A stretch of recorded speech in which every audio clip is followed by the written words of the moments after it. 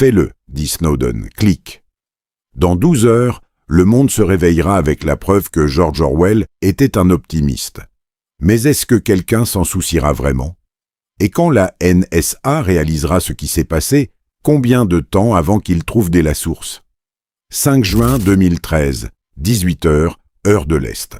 Le site du Guardian s'effondre sous le trafic. Le titre, la NSA collecte quotidiennement les relevés téléphoniques de millions de clients Verizon. En quelques minutes, tous les grands médias interrompent leur programme.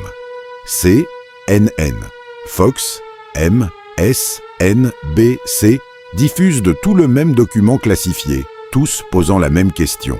Est-ce légal? Le 6 juin, l'histoire de Prism explose comme une bombe nucléaire. Le Washington Post et le Guardian publient simultanément. Ces logos familiers, le G multicolore de Google, le F bleu de Facebook, la pomme croquée d'Apple, alignés sous des tampons top secrets. Les entreprises d'Oplumez auxquelles vous confiez tout sont partenaires d'une surveillance de masse. Mark Zuckerberg publie un communiqué. Nous n'avons jamais entendu parler de Prism. Les documents fuités disent le contraire. Quelqu'un ment, et tout le monde sait que ce n'est pas Snowden. James Clapper, vous vous souvenez? Le type qui a menti au Congrès? Il passe à la télévision avec l'air de quelqu'un qui n'a pas dormi depuis des jours. Il qualifie les fuites d'extrêmement dangereuses pour la sécurité nationale.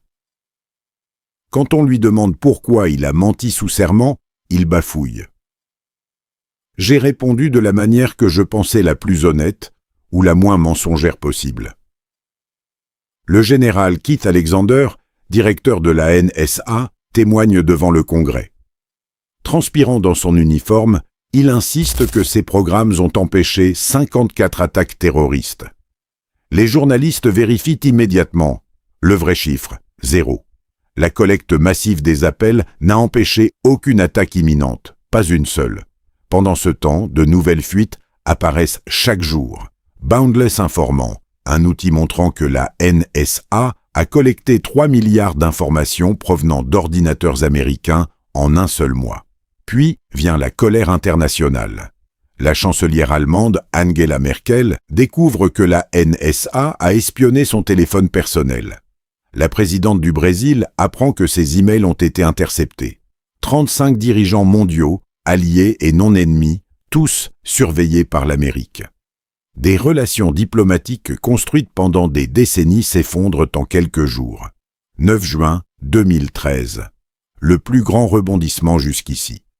Snowden révèle son identité dans une vidéo qui sera vue 50 millions de fois. Il est assis dans son hôtel à Hong Kong, calme comme un lac, et dit « Je suis Edward Snowden, j'ai 29 ans. J'ai travaillé pour la NSA, je suis la source, Internet explose, Snowden devient mondialement viral. La moitié de Twitter le considère comme un héros. L'autre moitié veut le voir pendu pour trahison. Les présentateurs télé n'en reviennent pas. Ce gamin, ce nobody, vient de déclarer la guerre au système de surveillance le plus puissant jamais construit. En quelques heures, les États-Unis l'inculpent sous l'Espionnage Act, la même loi utilisée pour poursuivre les espions pendant la Première Guerre mondiale. Les accusations? Vol de propriété gouvernementale, communication non autorisée d'informations de défense, communication volontaire d'informations classifiées du renseignement. La peine? La destruction de sa vie. À Hong Kong, l'hôtel de Snowden est encerclé. Des journalistes, des touristes avec des caméras et presque certainement des agents du renseignement. Il quitte l'hôtel le 10 juin, disparaît dans une planque sécurisée. Les États-Unis font pression sur Hong Kong. Arrêtez-le, maintenant. Hong Kong temporise, prétexte des problèmes administratifs. En réalité, la Chine fait ses calculs. Qu'est-ce qui a plus de valeur? Un lanceur d'alerte ou humilier l'Amérique? Mais le temps presse. Chaque heure où Snowden reste libre rend les États-Unis plus faibles aux yeux du monde. Le monde entier regarde une chasse en temps réel entre David et Goliath. Mais Goliath possède des drones, des satellites et des ressources infinies. Combien de temps un homme avec un ordinateur portable peut-il rester en avance sur ça? Et où, dans le monde, peut-on se cacher d'un gouvernement qui voit tout? 23 juin 2013, 5 heures du matin, aéroport international de Hong Kong. Parmi des centaines de passagers embarquant sur le vol Aeroflot SU-213 vers Moscou, l'un d'eux ne transporte aucun bagage, sauf la peur. Edward Snowden, tenant un passeport qui ne sera plus valide dans 3 heures, passe devant des caméras de sécurité qui reconnaissent certainement son visage. Le département d'État américain hurle sur les autorités de Hong Kong. « Arrêtez cet avion ». Les autorités répondent « Quel avion ? Nous avons des problèmes administratifs ». Traduction : la Chine vient d'envoyer un énorme doigt d'honneur à l'Amérique. L'avion décolle. Snowden est dans les airs, techniquement nulle part, appartenant à aucun pays, exactement là où il doit être. Le plan, conçu par l'équipe juridique de Wikileaks, est brillant dans sa simplicité. Voler jusqu'à Moscou. Ne pas entrer en Russie, rester dans la zone de transit international. Prendre un vol de correspondance vers l'Équateur, peut-être l'Islande, quelque part sans traité d'extradition. Mais ce plan repose sur une seule chose. Que le gouvernement américain respecte les règles, ce qui est une hypothèse stupide. À l'aéroport de Sheremetyevo à Moscou, au moment où Snowden atterrit, les États-Unis annulent son passeport. Pas suspendu, annulé. Il est maintenant légalement apatride, une personne qui n'existe plus. Il ne peut pas entrer en Russie. Pas de passeport. Impossible de partir. Pas de passeport. Impossible même d'acheter à manger. Ses cartes bancaires sont bloquées. Pendant 40 jours, Snowden vit dans un aéroport, dort sur des sièges conçus pour empêcher de dormir, mange des snacks de distributeurs automatiques, porte les mêmes vêtements pendant une semaine. Des enfants russes prennent des selfies avec le gaz espion. Pendant ce temps, la seule superpuissance mondiale utilise tous les moyens possibles, menace tous ses alliés, détruit des relations diplomatiques juste pour attraper un seul homme. Le 2 juillet 2013, la chose la plus folle arrive. L'avion présidentiel bolivien, transportant le président Evo Morales, est forcé d'atterrir à Vienne. Pourquoi ? Quelqu'un a lancé une rumeur disant que Snowden pourrait être à bord. La France, l'Espagne, l'Italie et le Portugal ferment soudainement leur espace aérien à un avion présidentiel. C'est comme forcer Air Force One à atterrir parce qu'on pense qu'une personne suspecte est à bord. C'est sans précédent. C'est probablement illégal, mais c'est arrivé. Les autorités autrichiennes montent à bord de l'avion, le fouillent comme des criminels ordinaires cherchant de la drogue. Aucun Snowden. Juste un président humilié d'une nation souveraine. Morales dira plus tard, c'était un kidnapping. S'ils m'ont fait ça à moi, imaginez ce qu'ils lui feront à lui. Le 1er août 2013 arrive le rebondissement que personne n'avait vu venir. La Russie accorde à Snowden un asile temporaire. Pas parce que Poutine aime les lanceurs d'alerte. Certainement pas. Mais parce qu'humilier l'Amérique vaut plus que l'amitié américaine. Snowden sort enfin de l'aéroport portant le même t-shirt qu'il portait 40 jours plus tôt dans un pays où il n'avait jamais prévu de vivre. Le président Obama annule un sommet avec Poutine. Les médias américains explosent. C'est un espion russe maintenant. Sauf que non. C'est juste un homme qui n'avait plus d'aéroports où aller. La Russie n'est pas son choix. C'est sa seule option. L'alternative, c'est une prison secrète ou pire. Mais voici le prix. Snowden ne reverra probablement jamais sa famille, ne retournera jamais dans son pays, n'aura jamais une vie normale. Il a tout échangé contre une seule chose, la vérité. Est-ce que ça valait le coup ?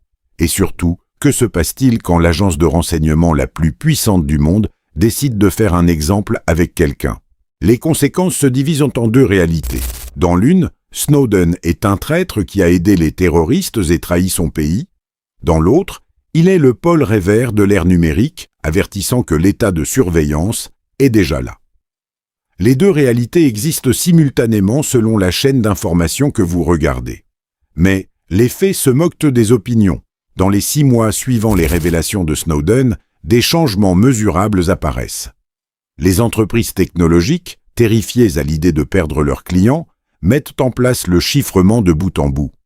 WhatsApp, utilisé par 2 milliards de personnes, rend chaque message illisible pour quiconque autre que l'expéditeur et le destinataire. Apple conçoit des iPhones que même Apple ne peut plus déverrouiller. les propres fuites de la NSA viennent de rendre la surveillance infiniment plus difficile. Le président Obama, qui avait promis l'administration la plus transparente de l'histoire, est forcé d'admettre qu'il y a un problème. Janvier 2014, il prononce un discours qui ressemble à quelque chose que Snowden aurait écrit. Ce n'est pas parce que nous pouvons faire quelque chose que nous devons le faire. Il annonce des réformes, crée des organismes de surveillance, prétend que tout cela faisait partie du plan depuis le début. La véritable victoire arrive en juin 2015. Le Congrès adopte le USA Freedom Act, mettant fin au programme de collecte massive des appels téléphoniques de la NSA. Les effets internationaux se propagent partout. Le Brésil construit sa propre infrastructure Internet pour éviter l'espionnage américain. L'Europe adopte des lois sur la vie privée avec de vraies sanctions, des amendes de plusieurs milliards de dollars en cas de violation. La Chine et la Russie utilisent les révélations de Snowden comme propagande. Les entreprises technologiques jouent sur les deux tableaux. Publiquement, elles se disent indignées par l'espionnage de la NSA. Privément, elles continuent d'obéir aux ordres secrets. Puis vient la validation. 2 septembre 2020. La Cour d'appel du 9e circuit des États-Unis statue que le programme téléphonique de la NSA était illégal. Il l'a toujours été. Les juges vont encore plus loin. Ils déclarent que les responsables du renseignement qui l'ont défendu ne disaient pas la vérité. Snowden tweet depuis Moscou. « Je n'aurais jamais imaginé vivre assez longtemps pour voir nos tribunaux condamner les activités de la NSA comme illégales. » Le verdict de la communauté du renseignement est unanime. Snowden est un traître qui a mis en danger la sécurité nationale. Leurs preuves, classifiées, évidemment. Faites-nous confiance, disent-ils. Les mêmes personnes qui ont menti sur les armes de destruction massive en Irak, qui ont menti sur la torture, qui ont menti sur la surveillance de masse jusqu'à ce que Snowden prouve qu'elle mentait. Aujourd'hui, Snowden vit quelque part à Moscou, a une épouse russe, un enfant, une citoyenneté russe qu'il n'a jamais voulu. Il apparaît via des vidéoconférences cryptées dans des conférences, ne demande toujours aucun cachet pour parler, croit toujours avoir fait ce qu'il fallait et ne peut toujours pas rentrer chez lui sans risquer la prison à vie. La vraie question n'est pas de savoir si Snowden est un héros ou un traître. La vraie question est: avez-vous aujourd'hui moins de vie privée ou plus grâce à ce qu'il a fait? En parlant de révélations inoubliables, si vous pensez que l'histoire de la NSA est folle, attendez d'entendre parler des mystérieux hackers qui ont retourné les propres armes de l'agence contre le monde entier.